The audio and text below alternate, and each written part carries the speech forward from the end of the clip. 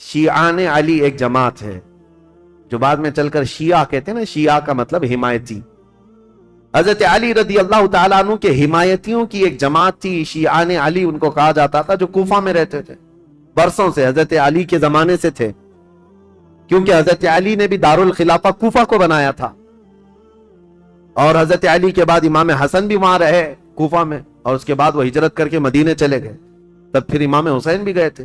تو کوفہ والوں کا تعلق حضرت علی کے گھرانے سے پہلے سے تھا. اور امام حسین کی یہ تاریخ میں آپ کو بتاتا ہوں کہ جب امیر معاویہ یعنی حکومت کر رہے تھے، اس وقت بھی کوفہ والے امام حسین کو خط لکھ کر بلا رہے تھے کہ امیر معاویہ کو معزول کر دیتے ہیں، آپ آ جائیے. امام حسین نے منع کیا، کہا کہ میں پھر سے وہ عظیم جنگیں دیکھنا نہیں چاہتا ہوں جو میرے باپ کے زمانے میں ہوئی ہیں. تو حضرت امام حسین گئے نہیں. امیر معاویہ کے زمانے سے کوفہ والے خط لکھ رہے تھے، آپ آ جائیے. اب جب امیر معاویہ کا انتقال ہو گیا اور یزید تخت خلافت پر بیٹھ گیا تو کوفہ والوں نے ایک میٹنگ کی. کوفہ عراق کا ایک شہر ہے، عراق میں آج بھی وہ شہر موجود ہے، اور جتنے اہل بیت سے محبت کرنے والے لوگ تھے سب جمع ہوئے اور میٹنگ کیا. اور وہ ایک شخص کے گھر میں میٹنگ ہوئی جس کا نام مسلم بن سرد بتایا گیا ہے. اور وہ شخص سارے لوگوں کو جمع کر کے کہتا ہے، دیکھو امیر معاویہ کا تو انتقال ہو گیا اور یزید بیٹا ہے، تم سب کی رائے کیا ہے؟ کیا علی کے بیٹے حسین خلافت کے سب سے زیادہ حقدار نہیں ہیں؟ کوفہ والوں نے ایک زبان ہو کر کہا، ہاں، رسول اللہ کے نواسے علی ابن ابی طالب کے بیٹے، ان سے زیادہ حقدار کون ہے؟ تو ان لوگوں نے کہا کہ ہم نے یہ سنا ہے کہ امام حسین نے بھی یزید کی بیعت کو قبول کرنے سے منع کر دیا اور وہ مدینہ چھوڑ کر مکہ جا چکے ہیں. اے لوگوں، تمہارا کیا خیال ہے ہم حسین ابن علی کو یہاں بلا نہ لیں؟ ہم کوفہ بلا لیتے ہیں اور یہاں بلا کر ان کی خلافت کو تسلیم کرتے ہیں، ان کے ہاتھ میں بیعت کر لیں گے، اور پھر دھیرے دھیرے پورا حجاز امام حسین کے ہاتھ پر بیعت کر لے گا، پورا عرب بیعت کر لے گا، اور یزید کو ہم اتار دیں گے تخت خلافت سے. تو کوفہ والے اس بات پر سب اتفاق، اور پھر سارے لوگوں نے مل کر کے خط لکھا امام حسین کے نام پر. عبداللہ بن صبح حمدانی نام سے ایک شخص تھا، اس کے ہاتھ میں خط دے کر بھیجے جس میں کوفہ کے بڑے رئیس اور ذمہ دار جو لوگ تھے، وہاں کے جو سردار تھے، ان کی دستخطیں تھیں، ان کی مہریں لگی ہوئی تھیں. یہ خط رمضان کی 10 تاریخ کو آیا. کہاں؟ مکہ مکرمہ میں. مکہ مکرمہ میں امام حسین کے پاس یہ خط آیا تو امام حسین نے دیکھا، اس میں یہ لکھا ہوا تھا، کوفہ والوں نے لکھا تھا، اللہ کی حمد و ثنا کے بعد، حضور کی صلاۃ و سلام کے بعد، کہا امیر معاویہ کا انتقال ہو گیا اور ان کے بعد یزید جیسا فاسق و فاجر شخص بیٹا ہے، لہٰذا ہم اس کی امارت اور اس کی خلافت کو نہیں تسلیم کرتے. اے علی کے بیٹے حسین، آپ تشریف لے آئیں، ہمارے سر پر کوئی امام نہیں ہے، آپ تشریف لائیں، ہم آپ کے ہاتھ پر بیعت کرتے ہیں. یہ خط کا مضمون تھا. امام حسین رضی اللہ تعالیٰ عنہ نے یہ حرم کعبہ میں اس خط کو پڑھا، اس کے بعد لوگوں سے پوچھا. اب سنیے، کوئی ایک شخص نے بھی اس بات پر رضامندی کا اظہار نہیں کیا. جو بڑے صحابہ تھے انہوں نے کہا کوفہ والوں کی بات پر کبھی یقین نہیں کیا جا سکتا، یہ غدار لوگ ہیں، دھوکہ دے دیتے ہیں، یہ غدار لوگ ہیں، دھوکہ دیتے ہیں. آپ کے باپ کو بھی کوفہ میں شہید کیا گیا، آپ کے بھائی کو بھی شہید کیا گیا ہے، اب آپ وہاں کیوں جانا چاہتے ہیں؟ مت جائیں، مکہ آپ کے لیے امن و امان کے ساتھ. حضرت امام حسین نے ان خطوط کو نظر انداز کر دیا.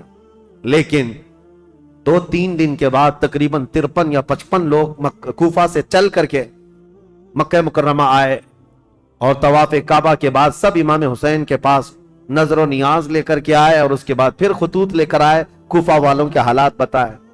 امام حسین نے دوبارہ صحابہ سے مشورہ کیا کہ کیا کرنا چاہیے.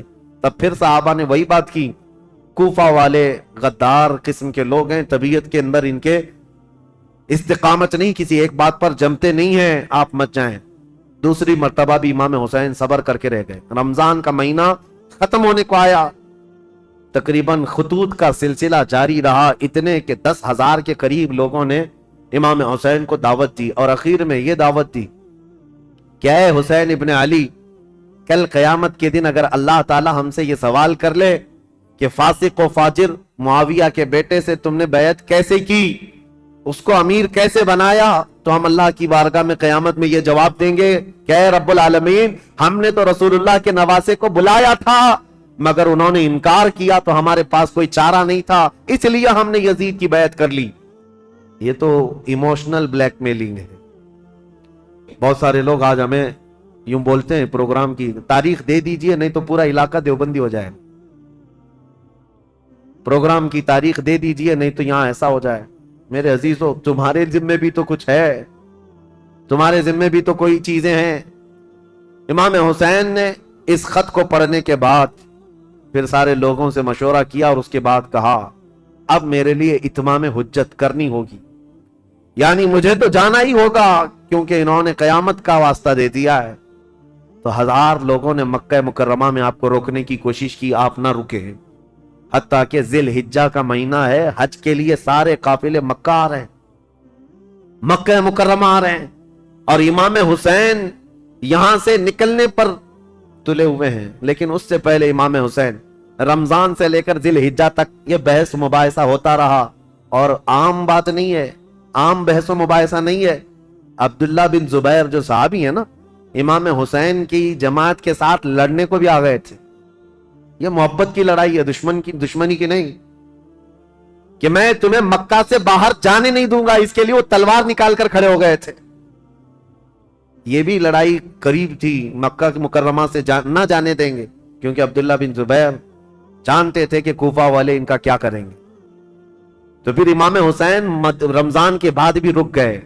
جب امام حسین اصرار کرنے لگے بار بار تو چند صحابہ آئے اور ان سے مشورتاً یہ کہا کہ اگر آپ کو جانا ہی ہے اور کوفہ والوں کے بارے میں آپ یہ کہہ رہے ہیں کہ یہ ہزاروں لوگ بیعت قبول کرنے کو تیار ہیں، تو آپ نہ جاتے ہوئے پہلے اپنے خاندان کے کسی معتمد شخص کو وکیل بنا کر بھیجیں، اور وہ جا کر کے براہ راست حالات دیکھے گا اور وہ خبر دے گا، تب آپ جائیے، ان کے خطوں کے بھروسے پر مت جائیے، ان کے خط اور ان کے بولیوں پر مت جائیے۔ تو امام حسین نے اس مشورے کو تسلیم کر لیا۔ پھر اپنے بھائی مسلم بن عقیل کو، چچیرے بھائی تھے حضرت امام مسلم بن عقیل جو ہیں، یہ حضرت امام حسین کے چچیرے بھائی، حضرت عقیل حضرت علی کے سگے بھائی۔ تو مسلم بن عقیل سے آپ بڑی محبت رکھتے تھے اور معتمد بھی تھے امام حسین کے۔ بلایا اور کہا کہ بھائی تم جاؤ کوفہ اور میری جانب سے وہاں لوگوں سے بیعت لے لینا وکیل بن کر، اور حالات دیکھ کر کے مجھے خبر کر دینا۔ یہ تاریخ ہے۔ ایک طرف یزید ساری جگہوں پر اپنے سخت گیر حکام کو نافذ کر چکا ہے، بہت جلاد قسم کے گورنروں کو بٹھایا ہوا ہے، اور ایک طرف امام حسین رضی اللہ تعالیٰ عنہ اور ان کے حامیوں کا یہ ایک طریقے سے معاملہ چل رہا تھا، خلافت کو لے کر کے یہ باتیں چلی رہی تھی۔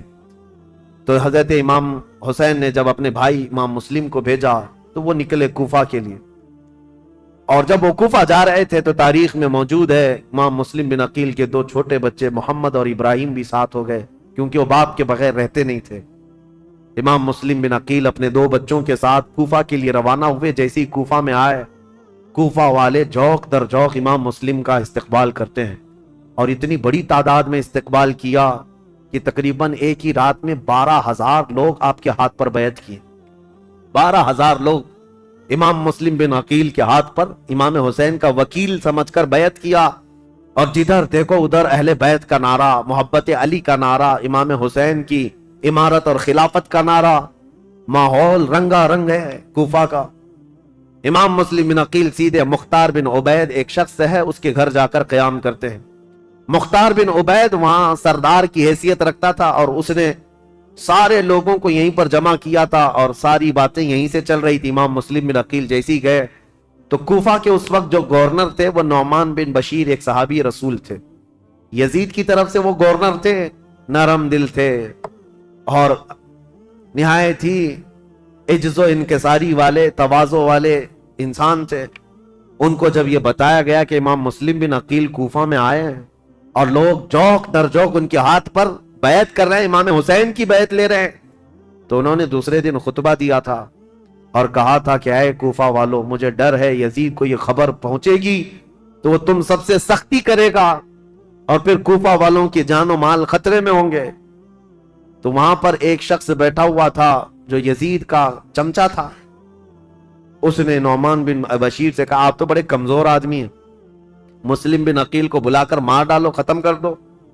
قتل کر دو معاملہ ہی ختم ہو جائے گا۔ نعمان بن بشیر صحابی ہیں، کہتے ہیں اے ظالم تو کس انداز سے مجھے مشورہ دے رہا ہے؟ کہا تب تو پھر آپ کمزور لوگوں میں ہیں، ذلیل لوگوں میں ہیں، عزت والے لوگوں میں نہیں ہیں۔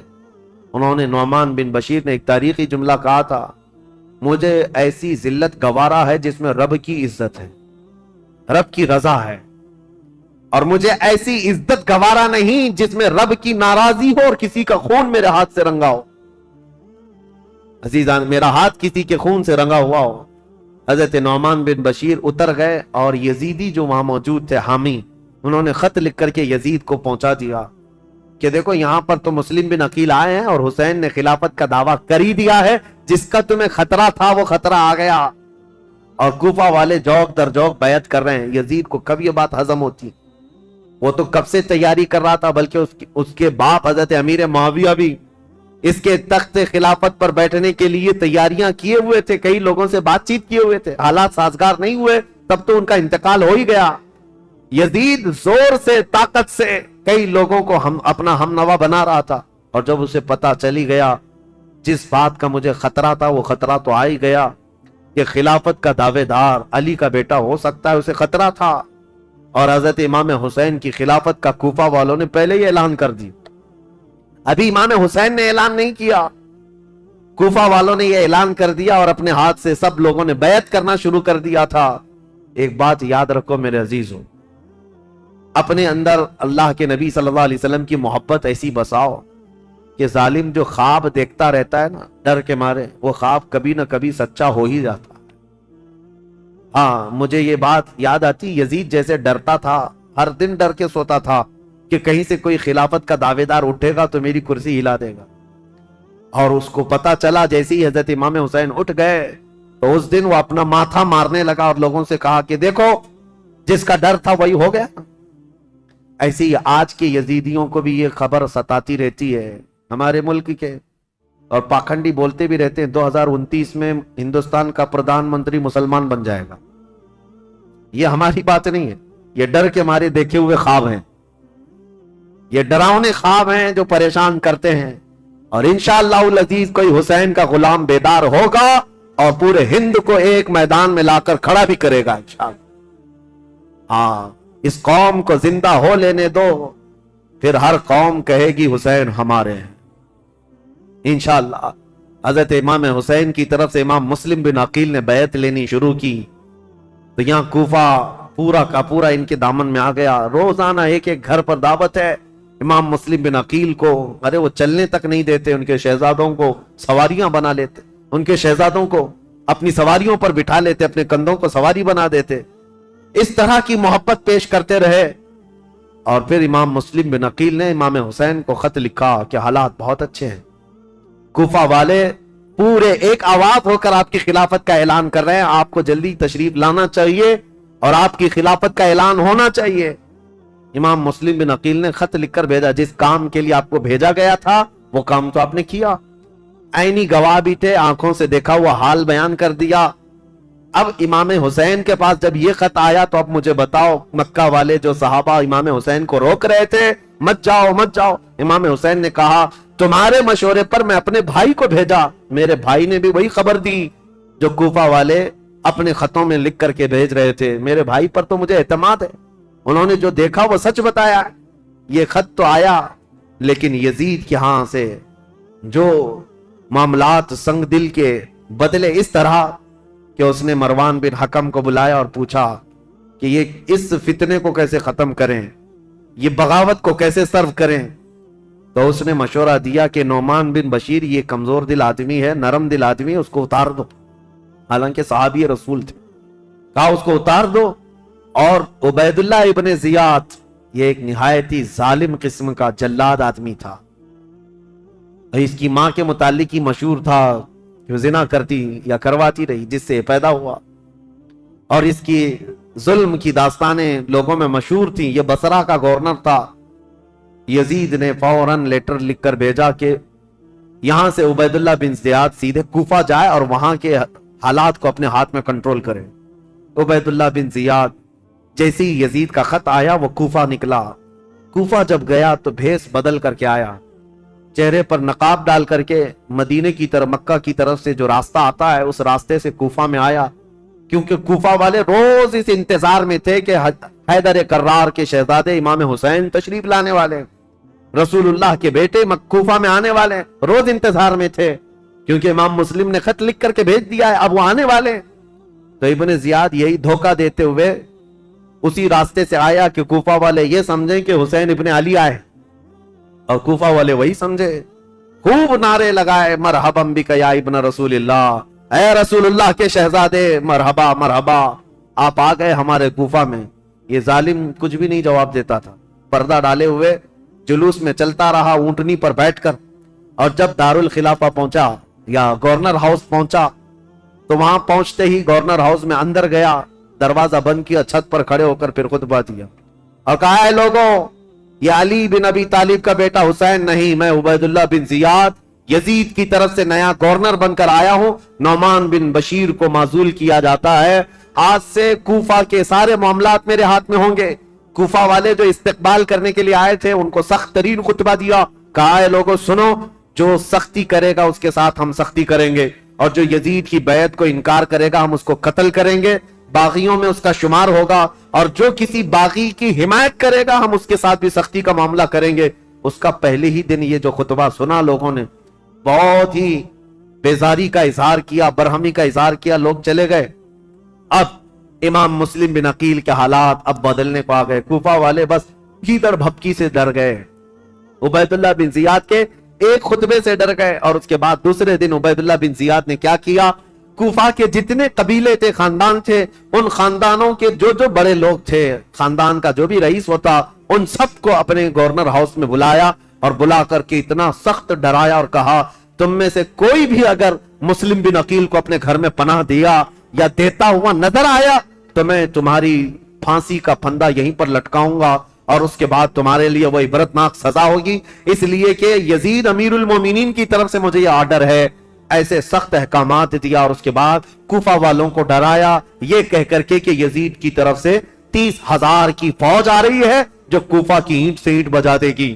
سارے سردار ڈر گئے، جتنے قبیلوں کے آقا تھے، ان کے جو رئیس تھے وہ ڈر کے مارے چھپ گئے، اور حضرت امام مسلم بن عقیل کو آ کر یہ معاملات کی خبر دی۔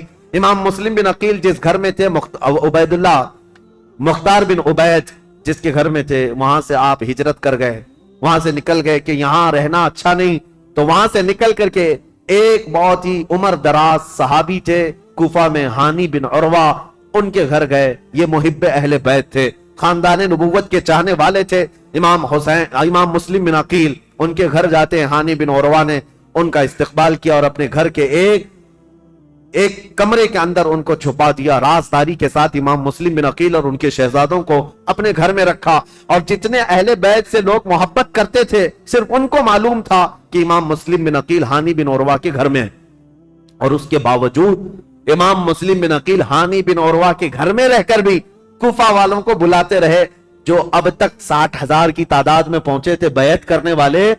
اب ان لوگوں میں اب چھانٹنا شروع کیا کہ ابھی بچے کتنے ہیں۔ ہانی بن عروہ کے گھر میں جب آپ خفیہ لوگوں سے ملاقات کرتے تھے اس وقت بھی 18,000 لوگ ابھی بھی امام مسلم بن عقیل کے ساتھ تھے۔ آ کر کے انہوں نے اپنے ساتھ ہونے کا اظہار کیا۔ امام مسلم بن عقیل نے کہا کہ اب بھی حالات صحیح ہیں، کچھ بدلے تو کیا ہوا، کچھ تو موجود ہیں، امام حسین کو آنا چاہیے۔ دوسرا خط بھی انہوں نے لکھا کہ حالات قابو میں آنے کے لائق ہیں، آپ تشریف لائیں۔ دوسرا خط بھی گیا امام حسین کو، لیکن اب امام مسلم بن عقیل کی تلاش شروع کر دیا عبید اللہ بن زیاد۔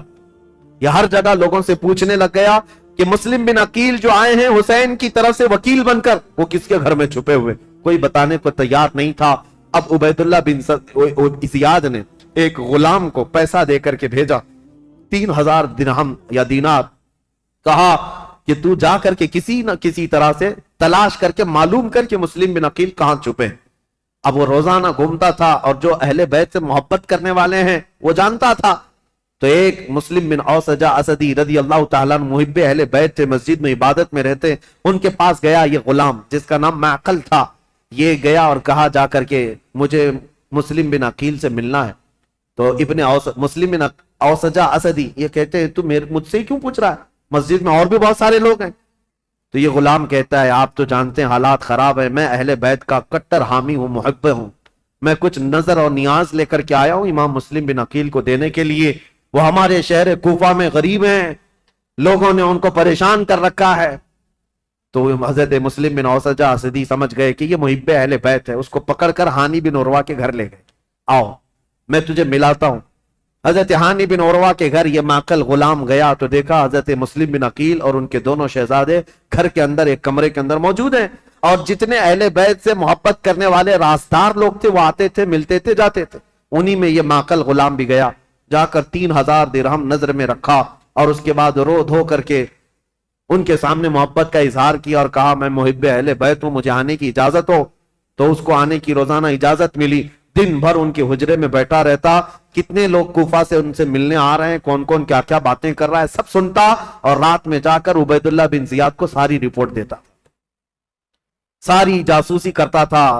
اس زمانے کا وہ مشہور ٹپر جو یہاں پر بھی بہت سارے لوگ اس طرح کے، اس لیے مجھے یہ کہنا پڑ رہا ہے یہ سب سے برا کام ہے جس پر اللہ اس کے رسول کی لعنت ہوئی ہے۔ میرے آقا صلی اللہ تعالی علیہ وسلم نے ان کے لیے جہنم کی بشارت دی ہے جو مسلمانوں کی جاسوسی کرتے ہیں یا مسلمانوں کی خبریں کفار و مشرکین کو پہنچاتے ہیں، ان کو منافقین میں شمار کیا گیا۔ امام مسلم بن عقیل کی خبریں پہنچانے والا وہ معقل غلام، اس کے ساتھ یہی ہوا 3000 درہم دے کر کے نذرانہ اور ساری رپورٹیں لا کر عبید اللہ بن زیاد کے پاس پہنچاتا تھا۔ عبید اللہ بن زیاد ساری باتیں سنتا رہا اور ہانی بن عروہ کو ایک دن بلا لیا، کہا ہانی بن عروہ سے اس کے پرانے تعلقات تھے، لیکن ہانی بن عروہ جب سے وہ آیا تھا ملنے نہیں گئے تھے، بلایا اچانک گورنر ہاؤس پہ، کہا کیا بات ہے ہانی بن عروہ ہم سے ملاقات نہیں کر رہے ہو؟ کہا میں بیمار تھا اس لیے نہیں آیا۔ کہا بیمار نہیں، تم تو فتنوں میں مبتلا ہو، امیر المومنین کے خلاف فتنہ کرنے کا گھر کو اڈا بنا رکھا ہے، مسلم بن عقیل کو تم سہارا دیے ہوئے ہو، روزانہ پلاننگ کرتے ہو اپنے گھر میں اور خلافت کے خلاف لوگوں کو بغاوت پر ابھار رہے ہو۔ حضرت ہانی بن عروہ نے کہا ایسا تو نہیں کر رہا میں۔ تو اس نے وہ غلام کو سامنے پیش کیا، کہا اس کو پہچانتے ہو؟ کہا ہاں یہ تو محب اہل بیت ہے۔ وہ معقل بن یسار جو غلام تھا، اس نے کہا میں کوئی محب اہل بیت نہیں، میں عبید اللہ بن زیاد کا سپاہی ہوں، میں ان کی طرف سے آیا کرتا تھا۔ ہانی بن عروہ دیکھ کر دنگ رہ گئے، مسلمان کو اگر کسی نے ڈنک مارا ہے تو دوسرا مسلمان ہی مارا ہے۔ اکثر یہی ہوا ہے تاریخ میں، جب تک اپنا کوئی گھر کا بھیدی نہیں ہوتا تب تک کوئی دشمن ہم پر غالب نہیں ہوتا۔ پوری تاریخ میں دیکھیں آپ یہی ہوتا رہا ہے۔ ہانی بن عروہ نے کہا تو اب یہ تیری جاسوسی تھی تو سن لے، حقیقت بات یہ ہے مسلم بن عقیل خود آئے ہیں میرے گھر اور وہ اہل بیت سے ہیں، میں ان کو منع نہیں کر سکتا اس لیے میں اپنے گھر میں رکھا ہوں۔ مسلم بن عقیل کی ابھی یہ بات چل رہی تھی، کوفہ میں یہ بات گردش کرنے لگ گئی کہ وہ قبیلہ بنی مزعج کے تھے، ایک قبیلہ تھا بنی مزعج، اس قبیلے کے ہانی بن عروہ سردار تھے، مشہور ہو گئی ہانی بن عروہ کا قتل ہو گیا، ان کو مارا گیا۔ تب سارے ان کے خاندان کے لوگ اور سب کے سب جمع ہو گئے، یہ تعداد بھی قریب 12000 کی تھی۔ امام مسلم بن عقیل اس میں باہر نکل کر کے آگے، کوفہ کے جتنے لوگ ہیں ان کو لے کر گورنر ہاؤس کا گھیراؤ کر لیا، سب کو باہر جمع کر لیا۔ امام مسلم بن عقیل نے کہا اس وقت تک نہیں جائیں گے جب تک ہانی بن عروہ کے قتل کے بارے میں ہم ابن زیاد سے بدلہ نہ لیں گے۔ کوفہ والے نعرہ لگاتے ہوئے آ گئے۔ یہ وقت بھی ایسا تھا، امام مسلم بن عقیل چاہتے تو پورے گورنر ہاؤس کو تباہ کر دیتے، لیکن جب 12000 لوگ آئے تھے تو ابن زیاد نے کیا کیا، ہانی بن عروہ کو اس نے قتل نہیں کیا تھا، گھر وہیں گورنر ہاؤس میں قید کر کے رکھا تھا، بوڑھے صاحب ہی تھے، ان کو پکڑ کر کے چھت پر لایا گیا اور یہ زور زبردستی ان سے کہا گیا اپنے قبیلے والوں سے کہہ دو واپس چلے جائیں، اپنے قبیلے والوں سے کہہ دو مسلم بن عقیل کا ساتھ چھوڑ دیں ورنہ ہانی بن عروہ تمہارا قتل ہو جائے گا، ٹکڑے ہو جائیں گے۔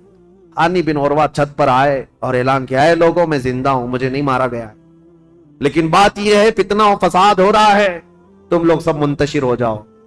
تو ابن زیاد کی طرف سے ایک آدمی کھڑا ہوا کہ اے بنی مزعج کے لوگوں، تم سے ابن زیاد کی کوئی دشمنی نہیں ہے، ہانی بن عروہ کا وہ دوست ہے، تم سب مسلم بن عقیل سے دور ہو جاؤ، ہانی بن عروہ کو کوفہ میں ایک عزت دار عہدہ دیا جائے گا اور ان کو یہاں پر عزت و تکریم سے نوازا جائے گا۔ قبیلے کے سارے لوگ نکل گئے۔ یہی وہ تاریخ ہے جب امام مسلم بن عقیل رات کو نماز پڑھانے کے لیے کھڑے تھے، عشاء کی 12,000 لوگ تھے، رات بھر یہ قضیہ چلتا رہا اور سارے قبیلے بنی مزیج کے اور کوفہ والے چھوڑ کر کے جاتے رہے۔ صبح کے وقت امام مسلم بن عقیل کے پیچھے فجر میں صرف 3 لوگ باقی تھے، 3 لوگ باقی رہ گئے۔ تاریخ میں ایسا باپ کبھی سنا ہے اپنے 12,000 لوگ ایک بیت چھوڑ کر کے جائیں اور 3 لوگ باقی رہ جائیں؟ یہ رسول اللہ کے خاندان والوں کا بہت عظیم امتحان تھا۔ امام مسلم بن عقیل نے دیکھا کہ سارے چھوڑ کر چلے گئے، لیکن ہوا کیا، سب کے جانے کے بعد حضرت امام مسلم بن عقیل اب تیسرا گھر ڈھونڈنے والے تھے کہ کسی کے گھر تو رکوں جا کر۔ پہلے مختار بن عبید کے گھر میں تھے، دوسرے ہانی بن عروہ کے گھر میں۔ اب حضرت امام مسلم بن عقیل جہاں سے گزرتے تھے کوفہ والے اپنا گھر بند کر دیتے تھے، کوفہ والے گھر بند کر دیتے، ان کی وجہ سے ہمارے اوپر عذاب آ جائے گا، یہ ابن زیاد ہمیں چھوڑے گا نہیں، ہمیں مار ڈالے گا۔ امام مسلم بن عقیل گھومتے رہے، پھرتے رہے، دن بھر کسی نے آپ کے لیے دروازہ نہیں کھولا، کوئی دروازہ نہیں کھولا، بھوکے اور پیاسے کوفہ میں۔ یہ وہ کوفہ ہے جو 3 دن میں بدل گیا۔ عبید اللہ بن زیاد کے آتے ہی پورے لوگوں کی طبیعت چینج ہو گئی۔ ایک عورت تھی طوعا نام کی، وہ اہل بیت سے محبت کرنے والی، امام مسلم بن عقیل کو دیکھتی ہے اور لے کر کے آ جاتی ہے، میرے گھر میں رک جائے، چاہے پورا زمانہ مخالف ہو جائے، میں اپنی جان کی بازی لگا دوں گی، لیکن رسول اللہ کے گھر والوں کو اس طرح میں راستوں پر گھومتا پھرتا نہیں دیکھ سکتی، آپ آئیں میرے گھر۔ امام مسلم بن عقیل اس عورت کے گھر گئے، طوعا۔ یہ عورت بڑی جانثار تھی۔ اب ادھر ہوا یہ کہ ہانی بن عروہ کا قبیلہ تو چلا گیا، اب ہانی بن عروہ کو جو اس نے دعویٰ کیا تھا کہ ان کو عزت سے نوازا جائے گا، کچھ نہیں، ان کو دوسرے دن کھڑا کیا گورنر ہاؤس میں، کہا مسلم بن عقیل کو میرے حوالے کر دو۔ ہانی بن عروہ نے کہا میں اپنا سارا گھر اور اپنی جان تیرے حوالے کر سکتا ہوں، مسلم بن عقیل کو تیرے حوالے نہیں کروں گا۔ اب ان کی دوستی بھی ختم ہو گئی۔ ہانی بن عروہ نے جب ایسی سختیاں کی تو عبید اللہ بن زیاد نے فوجیوں سے کہا کہ اس بوڑھے کو باہر لے جاؤ اور رسی سے باندھ کر کے راستوں پر کھینچو تاکہ کوفہ والے دیکھتے رہے۔ ہانی بن عروہ کو عبید اللہ بن زیاد کے ظالم فوجی رسیوں سے باندھ کر کوفہ کی گلیوں میں کھینچتے رہے۔ صحابی رسول ہیں، بوڑھے صحابی تھے، 80 سال کی عمر تھی۔ جب گلیوں میں کھینچا جاتا تھا وہ کھڑے ہو کر پوچھتے تھے، چیختے تھے، کوئی ہے، کوئی مجھے لاٹھی تو دے دے، کوئی رسی تو دے دے، میں کسی سے حفاظت کر لوں۔ ان کا خود کا قبیلہ بھی قریب آنے کو تیار نہیں، یہاں تک کہ گھماتے پھراتے ان کو گورنر ہاؤس پر لایا گیا۔ جب انہوں نے سخت جملے کہے، اے عبید اللہ بن زیاد سن لے، میں گواہی دیتا ہوں تو کذاب ابن کذاب ہے، اور جس کی خلافت کا تو دعویٰ کرتا ہے یزید، وہ سب سے بڑا دجال ہے، کذاب ہے۔ اس بات پر عبید اللہ بن زیاد نے حکم دیا اور ہانی بن عروہ رضی اللہ تعالیٰ عنہ کو پٹک کر کے قتل کر دیا گیا، صحابی رسول کو شہید کر دیا گیا۔ میرے عزیزوں، یہاں سے کوفہ میں جو اہل بیت اطہار کے جانثاروں کی شہادت شروع ہوئی، اس میں پہلے ہانی بن عروہ تھے، اور اس کے بعد وہ مسلم بن اوسجہ اسدی جو محب اہل بیت تھے، ان کا قتل ہوا۔ پھر آپ ڈھونڈنے کے لیے بھیجا کہ جہاں کہیں مسلم بن عقیل ہیں ان کو ڈھونڈ کر کے لاؤ۔ یہ حالات ہوتے رہے، اور طوعا نام کی عورت کے گھر مسلم بن عقیل تھے۔ اتفاق ایسا کہ اس طوعا نامی عورت کا جو بیٹا تھا محمد بن اشعث، وہ ابن زیاد کے درباری تھا، فوجی تھا، اور اس کو خبر ملی تو ابن زیاد سے آ کر کے کہا میری ماں نے پناہ دے رکھی ہے مسلم بن عقیل کو، لیکن میری ماں بہت ڈھیٹ ہے، مانے گی نہیں، وہ مجھ سے بھی لڑ جائے گی، مسلم بن عقیل کو حوالے نہیں کرے، تو کیا کیا جائے؟ ابن زیاد نے پوچھا تو اس نے کہا بیٹے نے میرے ساتھ 10 فوجیوں کو بھیجو، کسی نہ کسی طرح گرفتار کر کے لاؤں گا۔ تو 10 فوجیوں کو یا 12 فوجیوں کو لے کر یہ محمد بن اشعث آیا اور اپنی ماں سے آ کر کہا کہ ماں تو ایک مجرم کو پناہ دی ہے، ماں تو نے ایک غدار کو اور دھوکے باز کو اور خلافت کے باغی کو پناہ دیا ہے، تجھے پتہ نہیں انجام کیا ہے؟ طوعا باہر نکلی اور کہا مجھے افسوس ہے اس دن پر جس دن میں نے تجھے دودھ پلایا تھا، اس دن پر مجھے افسوس ہے، اور تو کہتا ہے میں نے باغی کو پناہ دی ہے؟ نہیں، در حقیقت میں نے رسول اللہ کے گھر کو اپنے گھر میں بسایا ہے، میں نے رسول اللہ کے گھر کو اپنے گھر میں بسایا ہے، مسلم بن عقیل تیرے حوالے نہیں ہوں گے۔ اپنے بیٹے سے وہ لڑ گئی۔ اب یہ 12 لوگ امام مسلم بن عقیل کو پکڑنے آئے تو پہلی مرتبہ امام مسلم بن عقیل کو تلوار نکالنی پڑی کوفہ میں۔ پہلی مرتبہ جب تلوار نکالی تو یہی 10-12 سے آپ کا مقابلہ ہوا، اور یہ 10-12 کیا، یہ حیدر کرار رضی اللہ تعالیٰ عنہ کے گھر کا شیر ہے۔ مسلم بن عقیل کی تلوار چمکتی تھی اور سامنے وہ بھاگے پھرتے تھے کتوں کی طرح، کوئی پکڑنے کو آتا نہیں تھا، یہاں تک کہ ایک شخص قریب آیا اور امام مسلم بن عقیل پر حملہ کرنے لگا۔ آپ کا اس کی تلوار منہ پر گری جس سے آپ کا ہونٹ کٹ گیا، امام مسلم بن عقیل کا ہونٹ کٹ گیا۔ امام مسلم بن عقیل، سخت شدت کی دھوپ ہے اس دن، طوعا نامی خاتون سے کہتے ہیں اے محب اہل بیت، جانثاران اہل بیت کی خاتون، مجھے تھوڑا پانی دے دو، میں پانی پیوں گا اور ان کا کام تمام کروں۔ خاتون پانی لائی، ایک کھٹورے میں پانی لائی۔ امام مسلم بن عقیل پانی کے لیے جیسی کھٹوری آگے کرتے ہیں، خون پورا اس پانی میں گرتا۔ آپ نے پانی پھینک دیا کہ خون کا قطرہ پانی میں مل جائے تو حرام ہے، پانی نہیں پیا جا سکتا، خون پینا حرام ہے۔ دوسری کھٹوری لائی گئی، آپ جب لبوں کے قریب لگاتے اس میں بھی خون ٹپکتا تھا، آپ نے وہ پانی بھی چھوڑ دیا، کہا صاف پانی پینا مسلمان کے لیے حلال ہے، خون جس پانی میں مل جائے وہ حرام ہے، میں حرام پانی اخیر وقت نہیں پی سکتا۔ تیسری مرتبہ لایا گیا، تیسری مرتبہ بھی وہ کھٹوری خون سے لال ہو گئی، آپ نے رکھ دیا اور کہا شاید اب میری زندگی میں دنیا کا پانی نہیں۔ امام مسلم بن عقیل لڑنے کے لیے پھر باہر آئے تو ان ظالموں نے کیا کہا، محمد بن اشعث وغیرہ نے کہا مسلم ہم تم سے لڑنا نہیں چاہتے، امان دیتے ہیں۔ ایک شخص اس میں سے کہا میں امان دیتا ہوں، بس بات اتنی ہے کہ تم چلو عبید اللہ بن زیاد کے سامنے، تمہارے آمنے سامنے گفتگو ہو جائے، ہم اتنا ہی کہتے ہیں۔ جیسے آج بھی آتے ہیں نا پولیس والے، صرف بات کرنا ہے، بات کرنے کے لیے جانا ہے۔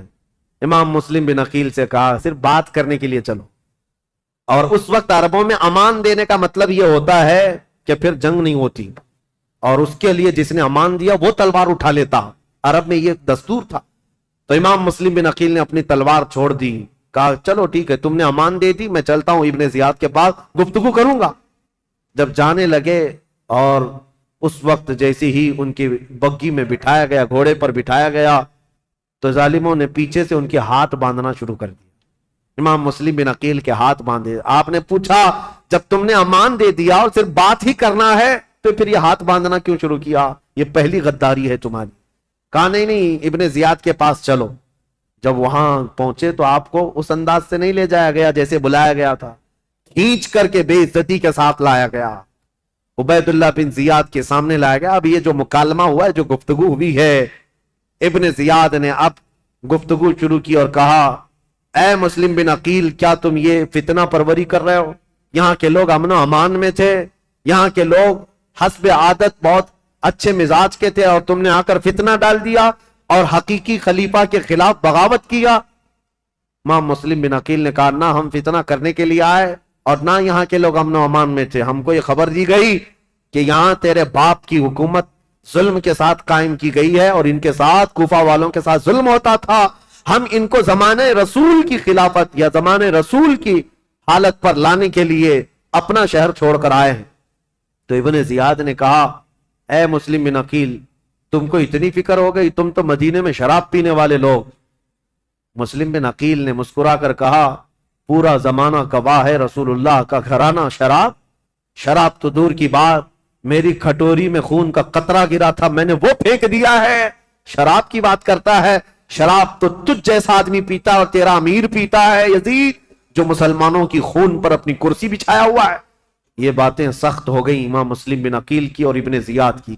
ابن زیاد نے کہا کہ مسلم ابھی تمہارے پاس وقت ہے کہ تم یزید کی امارت اور اس کی خلافت کو تسلیم کر لو تو ہمارے درمیان بات بن جائے گی۔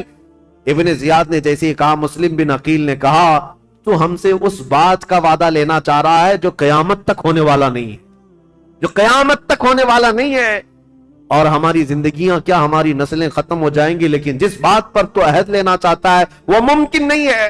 ابن زیاد نے تلوار نکالی اور کہا اگر وہ ممکن نہیں ہے تو پھر میری تلوار سے تمہارا مقابلہ ممکن ہے۔ مسلم بن عقیل نے کہا میں نہیں کہتا تھا کہ تجھ جیسا خون پینے والا ہی شرابی ہے اور تیرے لیے ہی یہ سزاوار ہے کہ تو ہی مسلمان کے خون سے اپنے آپ کو آلودہ کر سکتا ہے۔ یہ گفتگو ہوتی رہی کوفہ کے گورنر ہاؤس میں۔ عبید اللہ بن زیاد نے امام مسلم بن عقیل کو پیچھے ہاتھ باندھ کر ऊपर छत पर ले जाने का हुक्म दिया। जल्लाद को बुलाया और जल्लाद को बुलाने के बाद इमाम मुस्लिम बिन अकील की हड्डियां तोड़ी गई, आपकी हड्डियां तोड़ी गई। और उसके बाद इमाम मुस्लिम बिन अकील को कत्ल करके गवर्नर हाउस के ऊपर से फेंका गया। आपका सर मुबारक अलग और जिस्म मुबारक अलग फेंका गया था। इन्ना लिल्लाहि व इन्ना इलैहि राजिऊन। ये खानदान नबुव्वत के पहले शहीद हैं, पहले शहीद कूफा में जिन्होंने दम तोड़ दिया। लेकिन जानते हो गवर्नर हाउस में मुस्लिम बिन अकील की ये हालत थी कि जब आपके हाथ बांध करके आपको ऊपर ले जाया जा रहा था तो कई लोग वहां मौजूद थे। उनकी तरफ देख देख करके इमाम मुस्लिम बिन अकील कह रहे थे, ऐ लोगों, दुनिया का ये दस्तूर है, कैसर और किसरा जैसे जालिम बादशाह भी जब किसी को फांसी देते तो फांसी देने से पहले उससे पूछ लेते, तेरी कोई ख्वाहिश है तो बता दे। ये कैसी हुकूमत तुम्हारी आ गई, क्या मुझसे कोई पूछने वाला नहीं है? तो लोग कहते, अगर कोई चीज जानते चाहते हो तो बताओ। इमाम मुस्लिम बिन अकील ये कह रहे थे, मैं ये नहीं चाहता कि मेरे बच्चों की देखभाल हो, मैं ये नहीं चाहता कि मेरे घर बार मेरी जायदाद का ख्याल हो, मैं ये भी नहीं चाहता कि मेरे बाद मेरी खबर मदीने पहुंचाई जाए। बस इतनी ख्वाहिश है, मेरी मौत से पहले हुसैन इब्ने अली को ये पैगाम पहुंचा दो कि वो कूफा जैसे बददयानत शहर में कभी ना आए। मेरा ये पैगाम पहुंचा दो कि वो इस शहर में ना आने पाए, इसलिए कि उस नवासे रसूल के साथ अगर ऐसा हुआ जैसा मेरे साथ हो रहा है तो कयामत के दिन मैं उनको क्या मुंह दिखाऊंगा। हुसैन अगर मुझसे ये पूछे कि मुस्लिम तुम्हारे खत की वजह से मैं आया था और मेरे साथ कूफा वालों ने क्या किया, अगर हुसैन इब्ने अली मुझसे ये पूछ ले तो मैं क्या जवाब दूंगा? इसलिए कि अब तक मैं 2 खत लिख चुका हूं कि कूफा के हालात बड़े अच्छे हैं। इसलिए आए लोगों, मेरा ये पैगाम पहुंचा दो, हुसैन इब्ने अली कूफा की तरफ ना आए। कूफा के गवर्नर हाउस में बैठे हुए लोग फट्टा मारकर हंसने लगे और कहा, मुस्लिम बिन अकील, तुम्हारी ये ख्वाहिश पूरी नहीं की जाएगी और ना ही ये पैगाम हुसैन तक पहुंचाया जाएगा। जाओ तुम फांसी के फंदे पर, अगर हुसैन आते हैं तो उन्हें भी इसी तरह का मजा चखाया जाएगा। इमाम मुस्लिम बिन अकील की शहादत हो गई और जैसे ही उनकी शहादत हुई, मेरे अजीजों, हानी बिन उरवा जो इनके जानिसार थे, इनके मुहिब थे, उनका कत्ल हुआ। मुस्लिम बिन औसजा का कत्ल हुआ। अब मुस्लिम बिन अकील का कत्ल हुआ।